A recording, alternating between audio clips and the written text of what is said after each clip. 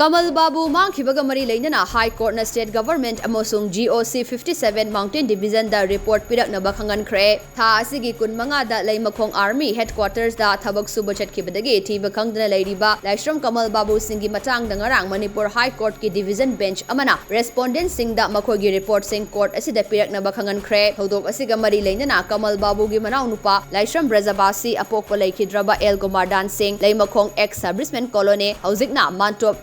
Relief Camp ta laiba asina High Court of Manipur da mahaki mayamba KAMALBABU Singh Mangkhibaga matang da tharakhiba petition ngarang court asigi Chief Justice D Krishna Kumar amasung Golmai Gaifusulu Kabuigi Division Bench na hearing chatharaba matung respondent Singh oiriba Chief Secretary na mahut sinba State of Manipur Security Advisor DGP GOC-57 Mountain Division Leimakhong Commissioner Home SP Imphal West amasung Semai Police Station gi OC Singh da KAMALBABU Mangkhibaga matang da makhogi oiba report Singh tha asigi kunmapan faubagi manungda court asida pikhalakadabani haina direction pikre petitioner oiriba Brajabasina mahaki petition da maru oina respondent number 4 GOC-57 Mountain Division Leimakhong da thiba khangdana leiriba mahaki mayamba KAMALBABU ase Leimakhong da leiriba GOC-57 Mountain Division na koliba high security zone manungdagi mangkhibane maram asina KAMALBABU bu GOC-57 Mountain Division na tekta kaidina thibiduna puthorokpada direction PBU haina tharakhibane